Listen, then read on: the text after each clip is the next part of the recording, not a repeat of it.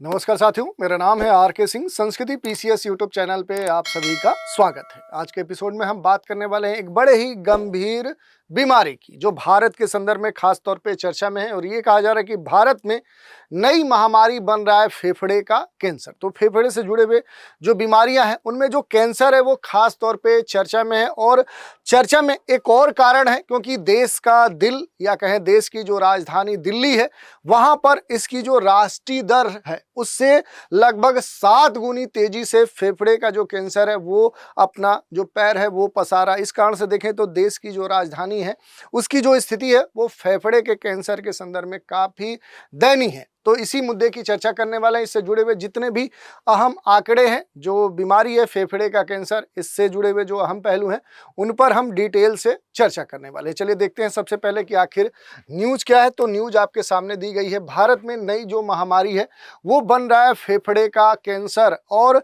पूरे देश में अगर हम देखें, अलग अलग जो राज्य हैं, अलग अलग जो क्षेत्र हैं, उनके बीच में एक तुलना करें तो पूरे देश में राष्ट्रीय स्तर पे जिस दर से फेफड़े का कैंसर बढ़ रहा है उससे लगभग 7 से 8 गुने अधिक दर से केवल राजधानी क्षेत्र में ही ये अपना पैर पसार रहा है। और इसी कारण से खास तौर पे ये चर्चा में है।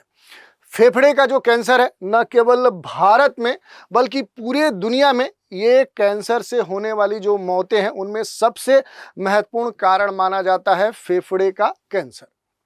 भारत में देखें तो इसकी जो स्थिति है वो चिंताजनक बनी हुई है। इसके जो मामले हैं, भारत के प्रमुख जो मेट्रो सिटीज हैं, जो महानगर हैं, विशेष तौर पे दिल्ली, मुंबई, कोलकाता जैसे जो कह सकते हैं शहर हैं, वहां पर इसके मामले तेजी से बढ़ रहे हैं। और इसमें खास तौर पे देश की राजधानी दिल कहे जाने वाला जो दिल्ली है, वहां पर इसकी तो दर पूरे राष्ट्रीय जो स्तर पे जो फेफड़े के कैंसर के बढ़ने की दर है उससे 7 गुनी अधिक तेजी से फैल रहा है।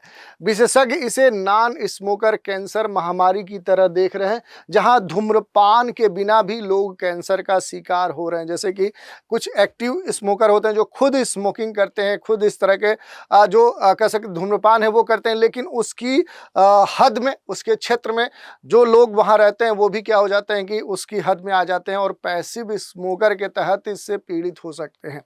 तो इस तरह की बात कही जा रही है। इसके अलावा इससे जुड़े हुए कुछ महत्वपूर्ण आंकड़े हैं, जैसे फेफड़ों के कैंसर की जो वैश्विक स्थिति है, राष्ट्रीय जो स्थिति है, दोनों पर हम चर्चा करेंगे। विश्व स्तर पे अगर इसके आंकड़ों की बात करें, इसके प्रभाव की बात करें तो 2022 के आंकड़ों के अनुसार 2.5 मिलियन, लगभग 25 लाख नए मामले आए थे 2022 में।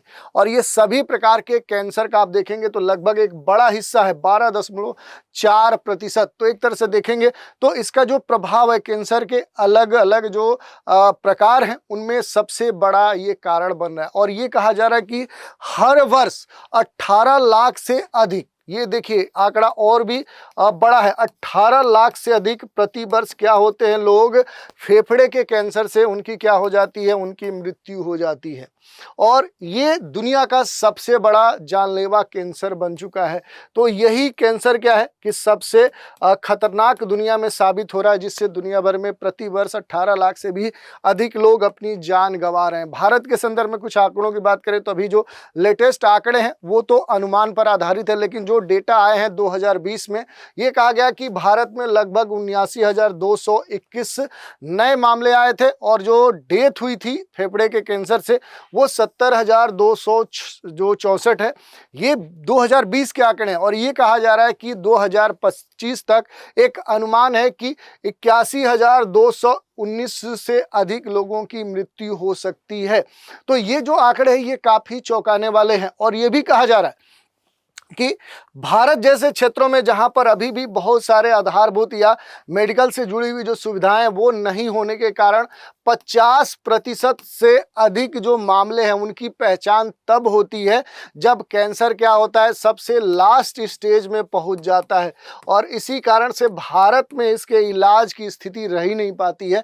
इस कारण से काफ़ी संख्या में लोग इससे कह सकते हैं कि इससे उनकी डेथ होती है। इसके अलावा अगर थोड़ा सा राज्य स्तर पर हम विश्लेषण करने का प्रयास करें, जैसा कि अभी डेटा आया कि देश की राजधानी दिल्ली की स्थिति पूरे देश के अन्य क्षेत्रों की अपेक्षा सबसे खराब है।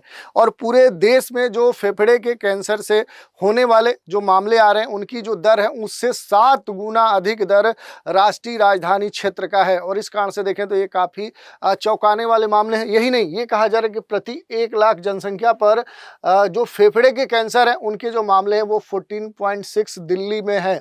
ये राष्ट्रीय जो औसत है उससे 7.3 से भी अधिक है। तो इस कारण से देख सकते हैं कि ये क्या है कि ये 2 गुना 3 गुने के आसपास पहुंच चुका है। देश का सबसे बड़ा जो फेफड़े का कैंसर है, फेफड़े के कैंसर के लिए दिल्ली क्या बन चुका है, ये एक हॉट स्पॉट बन चुका है। यहाँ पर सबसे अधिक किस बीमारी से लोग इस समय पीड़ित हो रहे हैं, तो वो फेफड़े के कैंसर से पीड़ित हो रहे हैं। इसी कारण से देश का जो कैंसर का जो लंग्स जो कैंसर है उसका हॉट स्पॉट किसे माना जा रहा है, तो दिल्ली को माना जा रहा है। अन्य जो भारत के शहर हैं वहाँ की स्थिति बात करें तो वहाँ पर फेफड़े के कैंसर के जो आंकड़े हैं कोलकाता और मुंबई के संदर्भ में देखेंगे तो ये 12.4 और 11.7 है। तो इस तरह से देखेंगे तो जो दिल्ली का मामला है वो इनसे भी क्या है, ये काफ़ी भयावह है। वो कितना पहुँच चुका है, तो वो 14.6 है। तो अभी भी इनकी जो दरें हैं वो दिल्ली के दर से कम है।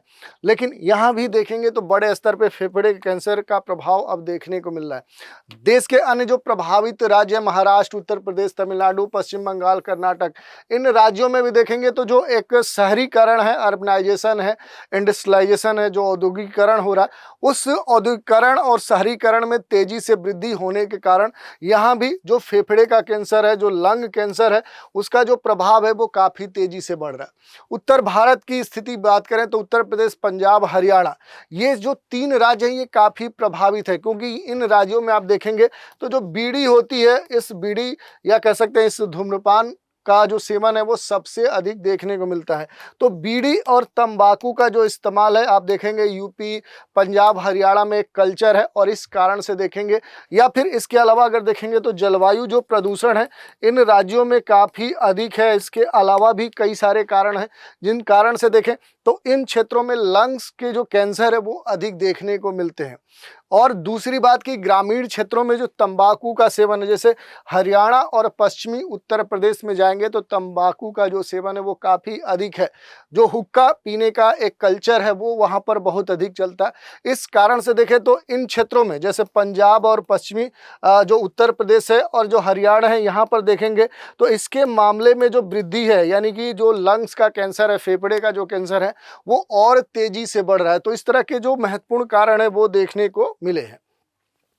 फेफड़े के कैंसर के जो प्रमुख कारण हैं उनमें सबसे जो बड़ा कारण है वो वायु प्रदूषण है, जो पार्टिकुलेट मैटर 2.5 है, और जो पार्टिकुलेट मैटर 10 ऐसे जो सूक्ष्म कण होते हैं ये फेफड़े में जाकर फेफड़े की जो कोशिकाएं हैं उनको डैमेज करते हैं, उसे क्षतिग्रस्त करते हैं। ICMR की एक रिपोर्ट आई थी जिसमें साइलेंट स्मोकिंग कहा गया था, और दिल्ली, लखनऊ, पटना, कानपुर आदि शहरों में देखें तो जो एयर क्वालिटी इंडेक्स है वो कहाँ तक पहुँच गया, 300 से 400 के ऊपर पाया जा रहा है। दूसरा जो कारण है तंबाकू और बीड़ी का बड़े स्तर पे सेवन करना। भारत में लगभग 25 करोड़ लोग हैं जो किसी न किसी रूप में देखें तो किसी तंबाकू का सेवन वो करते हैं। और सबसे बड़ी बात है कि जो उत्तर भारत है वहाँ पर देखेंगे तो जो बीड़ी है, बीड़ी का जो सेवन है वो सबसे आम माना जा रहा है, और खतरनाक धूम्रपान के तहत ये शामिल किया जाता है। इसके अलावा कई सारे जो धूम्रपान के अलग अलग कह सकते हैं कि जो तरीके हैं उनका इस्तेमाल होना, और ग्रामीण भारत में इस तरह के जो भी धूम्रपान है उनका बड़े स्तर पे इस्तेमाल होना भी एक बड़ा कारण है। और इसके अलावा अगर आप देखेंगे तो औद्योगिक जो रसायन है, औद्योगिक जो अलग अलग प्रक्रियाएं चल रही, काफ़ी तेज़ी से इनका विस्तार हो रहा है। जो जितनी फैक्ट्रियां बड़े स्तर पे बन रही हैं तो उनसे निकलने वाले जो हानिकारक गैसें हैं, धूल है या इस तरह के जो भी विषैले रसायन हैं, इससे क्या होता है कि जो श्रमिक होते हैं वहाँ पर काम करने वाले जो लेबर होते हैं, उन श्रमिक वर्ग और ख़ास तौर पे देखेंगे तो अधिकांश जो इस तरह के लेबर कैटेगरीज़ के लोग हैं ये क्या करते हैं कि झुग्गी या बस्तियों में रहते हैं जहाँ पर पहले से प्रदूषण या इस तरह की स्थिति देखने को मिलती है, और इन तरह की कंपनियों में काम करने से धूल, धक्कड़ कीड़ामकोड़ या विषैले रसायन इनके अंदर जाते हैं, तो ये भी एक महत्वपूर्ण कारण है। इसके अलावा देखेंगे तो जो खान पान का एक तरीका है, जो लाइफ स्टाइल है, जैसे वसायुक्त भोजन है, कम फाइबर, शारीरिक जो निष्क्रियता है, शराब का अधिक सेवन है, तो इस तरह के भी कारण क्या करें कि धीरे धीरे लंग कैंसर का कारण बन रहे हैं, फेफड़े के कैंसर का कारण बन रहे हैं। फेफड़े का कैंसर होता क्या है, इस पर अगर हम बात करेंगे तो फेफड़े का कैंसर तब होता है व्यक्ति को, तब आदमी को होता है जब फेफड़े की जो कोशिकाएं हैं बिना रुके अनियंत्रित तौर से विभाजित होने लगती हैं और एक गांठ का रूप ले लेती हैं, एक ट्यूमर का रूप ले लेती हैं। और ये जो ट्यूमर है ये क्या करता है कि धीरे धीरे अपने आसपास के जो भी आर्गन्स हैं, जो कह सकते हैं कि अंग हैं, जो उत्तक हैं, उन तक क्या होता है कि ये पहुंचने लगता है। तो कैंसर धीरे धीरे क्या है कि सभी अंगों में फैलने लगता है, जिसे मेटास्टेटिस कहते हैं। तो इस तरह की बातें देखने को मिलती है। इसके कई सारे टाइप्स भी होते हैं, जैसे non small cell lung cancer होता है, सबसे आम प्रकार का ये कैंसर माना जाता है। लगभग 85 to 90% के मामलों में यही देखने को मिलता है। ये अलग बात है कि ये धीरे धीरे बढ़ता है, इसके कई सारे उप प्रकार भी देखने को मिलते हैं। दूसरा जो होता है वो स्मॉल सेल लंग कैंसर होता है, ये तेजी से बढ़ने वाला कैंसर होता है। ज़्यादातर जो स्मोकर्स हैं उनमें इसकी उपस्थिति देखने को मिलती है। इसके अलावा अगर आप देखेंगे तो इस तरह के जो भी फेफड़े के कैंसर हैं, इनके अगर लक्षणों की बात करेंगे तो इसके जो लक्षण होते हैं शुरुआती तौर पे बड़े ही सामान्य होते हैं, जिसको लोग सामान्य तौर पे नज़रअंदाज करते हैं। और धीरे धीरे क्या है कि ये जो रोग है ये अंतिम चरण में, एडवांस स्टेज में पहुंच जाता है। सामान्य लक्षण की बात करें तो इसमें लगातार खांसी आती है, 3 सप्ताह से अधिक अगर खांसी आती है तो आप अपना चेक कराइए। सीने में दर्द होता है, गहरी सांस या खांसी लेने पर ये स्थिति होती है। खून की खांसी आती है, गंभीर जो लक्षण होते हैं, यानी कि अब आपकी स्थिति काफ़ी खतरनाक है लंग कैंसर में, तो फिर ब्लड भी आने लगता है। सांस लेने में दिक्कत होती है, वजन घटने लगता है और थकान और कमजोरी हमेशा आपको महसूस होती है। तो इस तरह के लक्षण देखने को मिलते हैं। कारण और जोखिम कारकों की बात करें तो पहले हमने बता दिया कि धूम्रपान सबसे महत्वपूर्ण कारण है।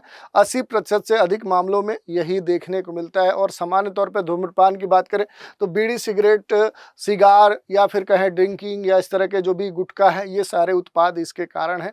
वायु प्रदूषण में देखेंगे तो जो छोटे पार्टिकल्स हैं, पार्टिकुलेट मैटर 2.5 से लेकर पार्टिकुलेट मैटर 10, ये इस साइज के जो कण हैं ये लंबे समय तक अगर इनके संपर्क में कोई आदमी रहता है तो उसके क्या है कि लंग कैंसर होने की संभावना बढ़ जाती है। ये साइलेंट स्मोकिंग जैसे प्रभाव उत्पन्न करता है। इसके अलावा अगर आप देखेंगे तो जो तंबाकू सेवन है, चबाकर जो लोग खाते हैं, रेडान गैस है, ये भी एक महत्वपूर्ण कारण है। कुछ घरों और इमारतों में इसकी उपस्थिति होती है। कुछ परिवारों में पारिवारिक आनुवंशिक कारण भी कैंसर का एक कारण बनता है। और औद्योगिक स्तर पे जो केमिकल का जो उपस्थिति है, जैसे एस्बेस्टस, आर्सेनिक, डीजल के जो धुएं हैं, ये सभी क्या है इसके महत्वपूर्ण कारण है। और इस तरह के जो भी लंग कैंसर है, इनके जांच और इनके परीक्षण की बात करें तो इसमें एक्सरे और सीटी स्कैन जैसे जांच शामिल किए जाते हैं। प्राथमिक तौर पे फेफड़े में जो गांठ है वो किस प्रकार की है, असामान्य गांठ है या नहीं है, या ब्रोंकोस्कोपी किया जाता है। कैमरे के द्वारा फेफड़े में एक तरह से देखें तो एक लेंस इंटर किया जाता है और उससे फेफड़े के अंदर की स्थिति देखी जाती है। बड़ी ही देखें तो एक तरह से बड़ा महत्वपूर्ण ये टेस्ट होता है। और इसमें खास तौर पे देखें तो जो लंग्स है उसके अंदर से कुछ ब्लीडिंग, जो ब्लड होता है, कुछ मांस है, वो भी निकाल कर टेस्ट किए जाते हैं। इसके अलावा बायोप्सी होता है, कोशिकाओं की लैब में जाँच की जाती है कि कोशिकाओं कितना प्रभावित है, कितना डैमेज है। और पीटी स्कैनर होता है, कैंसर का फैलाव किस हद तक हो चुका है इसका पता लगाने के लिए। इसके उपचार में कई तरीके इस्तेमाल किए जाते हैं। जैसे सर्जरी की बात करें, शुरुआती अवस्था में प्राइमरी स्टेज में क्या किया जाता है कि जो भी गांठ होता है, जो ट्यूमर होता है, उसको क्या किया जाता है, सर्जरी के द्वारा निकाल दिया जाता है। दूसरा तरीका कीमोथेरेपी होता है, आमतौर पे आप सुने होंगे। ये क्या होता है कि जो भी कैंसर से प्रभावित सेल्स होती हैं, जो कोशिकाएं होती हैं, जो क्या होती हैं, वो कैंसर से प्रभावित होती हैं, उनको मारने में इसका इस्तेमाल किया जाता है। ये बड़ा ही देखें तो प्रभावी तरीका माना जाता है। इसके अलावा रेडिएशन थेरेपी भी अब धीरे धीरे पॉपुलर हो रहा है। हाई एनर्जी जो किरण है उससे क्या किया जाता है कि जो भी ट्यूमर होता है, जो गांठ होता है, उस गांठ को समाप्त करने का प्रयास किया जाता है। इसके अलावा इम्यूनोथेरेपी, टारगेटेड जो थेरेपी है, वो भी धीरे धीरे चल रहा है कि उन्नत चरणों में जो नई तकनीकें हैं उस स्तर पर इसका विकास हो रहा है। इलाज और जो भी कैंसर है उसके स्टेज की चुनाव कि आखिर वो किस स्टेज में पहुंच चुका है, किस प्रकार का है, मरीज की स्थिति पर निर्भर करता है। तो इस तरह की जो तकनीकें हैं इनका इस्तेमाल किया जाता है। अगर रोकथाम की बात करें कि कैसे इस पर कंट्रोल किया जा सकता है, तो सबसे जो महत्वपूर्ण कारण है वो धूम्रपान है। धूम्रपान से आप बचिए। प्रदूषण वाले क्षेत्रों से बचना होगा, खासतौर पे वहाँ अगर जाइए तो मास्क लगाइए, फिल्टर्ड जो हवा है उसका यूज करिए। वार्षिक स्तर पे, एनुअल स्तर पे आप समय समय पर अपना हेल्थ का चेकअप कराइए। अगर कोई भी सामान्य लक्षण जो लंग्स कैंसर से जुड़े हुए देखने को मिलते हैं, अगर वैसे कोई भी लक्षण आप में दिखते हैं तो तुरंत जाकर अपना टेस्ट कराइए। हाई रिस्क वाले जो लोग हैं, जो विशेष सेंसिटिव हैं, किसी चीज़ से एलर्जी है, तो उनको उसके बारे में जानकारी होनी चाहिए। इसके अलावा देखें तो अपना जो आहार है उस पर ध्यान दीजिए। व्यायाम या जो भी आपकी लाइफ स्टाइल है और वो पूरी तरह से तनाव मुक्त हो, और आप एक्सरसाइज करें। तंबाकू नियंत्रण जो कार्यक्रम है उसमें भाग लें। जागरूकता के स्तर पे आप कोशिश करते हैं तो ऐसे बहुत सारे जो प्रयास हैं वो किए जा सकते हैं। लेकिन इनके बावजूद बहुत सारी भारत में चुनौतियां भी हैं। चुनौतियों की बात करें तो सबसे बड़ी तो चुनौती यही है कि स्क्रीनिंग की कमी है। कैंसर की जांच से जुड़ी हुई जो भी सुविधाएं हैं, जो फैसिलिटीज़ है, वो जो फैसिलिटीज़ हैं भारत में उपलब्धि नहीं है जितनी होनी चाहिए। जो बड़े अस्पताल हैं वहीं तक ये सारी जो सुविधाएं वो सीमित है। लेकिन अभी भी देखेंगे तो छोटे शहरों, दूर दराज, पर्वतीय, पहाड़ी या जो देखें तो मुख्य जो कह सकते हैं विकास से कटे हुए जो क्षेत्र हैं वहाँ पर इस तरह की सुविधाएं नहीं हैं। दूसरा जो चैलेंज है वो है जागरूकता की कमी। अभी भी ग्रामीण और गरीबों के स्तर पर देखेंगे, जो ग्रामीण क्षेत्र हैं, ग्रामीण क्षेत्र में जाएंगे या जो गरीब कह सकते हैं कि वर्ग हैं, उनके स्तर पे देखेंगे तो जागरूकता बहुत ही कम है। इसको लेकर उनके अंदर जो एक अवेयरनेस होना चाहिए वो नहीं है। इस कारण से समय रहते वो क्या करते हैं, अपने बारे में जो भी टेस्ट हैं या इस तरह की जो जानकारी न होने के कारण वो इसके लास्ट स्टेज में पहुंच जाते हैं। इसके अलावा देखेंगे तो स्वास्थ्य सुविधाओं में असमानता देखने को मिलती है, क्योंकि राज्य में जो चिकित्सा सुविधा है उनका जो वितरण है वो सभी हॉस्पिटल के स्तर पर समान नहीं है। इसमें बड़ा जो एक गैप है, एक खाई है, वो एक बड़ी चुनौती है। इसके अलावा जो भी अपने देश में तंबाकू नियंत्रण जो कार्यक्रम है उनकी सीमाएं हैं, उनको बड़े स्तर पे रेगुलेशन नहीं किया जा रहा, लोगों तक पहुंचाया नहीं जा रहा, इसके लिए प्रभावी जो कानून है वो नहीं बनाया जा रहा। इस कारण से भी कई सारी जो समस्याएं वो देखने को मिल रही हैं। इसके अलावा इसके समाधान के संदर्भ में कुछ महत्वपूर्ण जो प्रयास किए जा सकते हैं, जैसे नीतिगत स्तर पे, कानून के स्तर पे क्या किया जा सकता है। तो अपने देश में चूंकि प्रदूषण से बड़े स्तर पे क्या हो रहा है कि लंग कैंसर हो रहा है, तो प्रदूषण से संबंधित क्या किए जा सकते हैं, इसके नियंत्रण से संबंधित क्या बनाया जाए, इस पर कानून बनाया जाए, इसको रेगुलेशन करने वाली जो सिस्टम है उसको बेहतर किया जाए। इसके अलावा जो भी तंबाकू से जुड़े हुए जो उत्पाद हैं उनके बिक्री पर या कह सकते हैं उनके उत्पादन पर पूरी तरह से क्या कर दिया जाए, एक तरह से बैन लगा दिया जाए, तो एक बड़ा तरीका हो सकता है। जागरूकता के स्तर पर देखें तो जो भी स्कूल हैं, जो गांव हैं, जो दुर्गम पर्वतीय जो क्षेत्र हैं वहां पर इसके लिए जो भी कैंसर जागरूकता अभियान है वो संचालित किए जाएं। प्रारंभिक जो लक्षण हैं उन पर खास तौर पे लोगों को उसके बारे में जागरूकता या जागरूक किया जाना चाहिए। इसके अलावा देखें तो जो स्वास्थ्य ढांचा है वो सबसे मजबूत करने की बात कही जा रही है, क्योंकि भारत में देखें तो बड़े स्तर पे ही इस तरह के रोगों के स्क्रीनिंग के जो इक्विपमेंट है वही मौजूद होते हैं। जो प्राथमिक स्वास्थ्य केंद्र होते हैं वहाँ पर इस तरह की सुविधाएं नहीं होती है, तो प्राइमरी स्वास्थ्य केंद्रों पर क्या होना चाहिए, खास तौर पे इस तरह की जो सुविधाएं हैं वो उपलब्ध कराई जानी चाहिए। ग्रामीण स्तर पे, ग्रामीण क्षेत्रों में देखें तो मोबाइल जो हेल्थ यूनिट है वो खास तौर पे काफ़ी प्रभावी हो सकती है। तो ऐसे जो सुविधाएं हैं उनकी जो पहुंच है वो बनाई जानी चाहिए, ताकि ग्रामीण, दुर्गम, पर्वतीय या इस तरह के जहां लोग अभी भी एक तरह से देखा अवेयर नहीं है, तो वहां तक मोबाइल जो हेल्थ यूनिट है वो पहुंचाई जा सकती है। और इसके संदर्भ में फेफड़े के कैंसर से जुड़े हुए जो भी नेशनल स्तर के जो डेटा कलेक्शन है और जो देश के बड़े संस्थान है जैसे एम्स है या अन्य जो भी बड़े इस तरह के संस्थान है, वहाँ पर इससे जुड़े हुए जो रिसर्च प्रोग्राम है उनको बड़े स्तर पे संचालित किया जाना चाहिए। इसके कारण जोखिम समाधान पर रिसर्च होना चाहिए, तभी क्या हो सकता है कि भारत में और जो भी दिल्ली राजधानी क्षेत्र है वहाँ पर इसके मामले को कम किया जा सकता है। तो इस तरह से हमने पूरे न्यूज़ के बारे में देखा कि आखिर कैसे देश की जो राजधानी है वो क्या होती जा रही है, फेफड़े के कैंसर का हॉट स्पॉट बनती जा रही है। और यहाँ पर राष्ट्रीय जो दर पे जो फेफड़े का कैंसर बढ़ रहा है उसकी दर से लगभग 3 गुने दर से राजधानी क्षेत्र में फेफड़े का कैंसर बढ़ रहा है। और इससे जुड़े हुए जो भी अहम जानकारियाँ हैं उन पर भी हमने प्रकाश डाला। इसी के साथ आज की चर्चा पर आधारित एक प्रश्न देखते हैं। भारत में फेफड़े के कैंसर की सबसे तेज दर किस शहर में पाई गई है? मुंबई, कोलकाता, दिल्ली या फिर लखनऊ? इस प्रश्न का आपको उत्तर हमें कमेंट के माध्यम से देना है। तो ये पूरा न्यूज हमने देख लिया। न्यूज के साथ आप सभी के लिए एक महत्वपूर्ण सूचना है। सूचना क्या है? संस्कृति आईएएस के द्वारा रक्षाबंधन ऑफर चलाया जा रहा है, जिसके तहत संस्कृति आईएएस के द्वारा संचालित विभिन्न जो कोर्स हैं, सभी online, live, test series, DLP जो कोर्सेज हैं, उन पर अप टू 75% का डिस्काउंट दिया जा रहा है। इसके तहत जिन कोर्सों पर महत्वपूर्ण छूट दी जा रही है, उन कोर्सों में आईएएस-जीएस फाउंडेशन कोर्स है। इसके तहत संचालित जितने भी कोर्स हैं, उन पर 60% की छूट दी जा रही है। पीसीएस जो फाउंडेशन कोर्स हैं, उन पर 60 से 75% की छूट दी जा रही है। यूपीएससी, यूपी पीसीएस के जो फाउंडेशन कोर्स हैं, उन पर 50, 60, 70% तक की छूट दी जा रही है। यूपीआरओ, एआरओ का जो मेंस कोर्स है, उस पर भी आपको 60% की छूट दी जा रही है। जो संस्कृति आईएएस के द्वारा संचालित ऑप्शनल कोर्स हैं, उन पर मोर देन 50 to 60% छूट दी जा रही है। इसके तहत संचालित जो ऑनलाइन मोड के ज्योग्राफी और हिस्ट्री ऑप्शनल कोर्स हैं, इनमें एडमिशन ओपन है। इनके लिए जो भी निर्धारित फी है, उस पर अप टू 60% तक की छूट के बाद जो निर्धारित फी है ज्योग्राफी की, वो 25,000 है। हिस्ट्री की जो फीस है, वो 17,500 है। इसके अलावा भी जो डिस्काउंट है, वो ऐसे कोर्स, एनसीईआरटी जो कोर्स हैं, या इसके अलावा आप देखेंगे जनरल हिंदी के जो कोर्स हैं, इन पर 75 to 80% की छूट दी जा रही है। इसके अलावा भी आपको कोई जानकारी चाहिए तो नीचे दिए गए जो नंबर है 9555124124 पे कॉल करके जानकारी प्राप्त कर सकते हैं। दूसरा तरीका है संस्कृति आईएएस की जो वेबसाइट है, वहां विजिट करके भी संबंधित जानकारी आप प्राप्त कर सकते हैं। तो ये सूचना थी। इसकी ऑफर जो वैलिडिटी है, ये 6 तारीख है। तब तक अगर आप इन कोर्स में नामांकन करवाते हैं तो इस छूट का लाभ प्राप्त कर सकते हैं। ठीक है, तो ये आज के एपिसोड में इतना ही। आप सभी हमारे साथ बने रहें, इसके लिए धन्यवाद।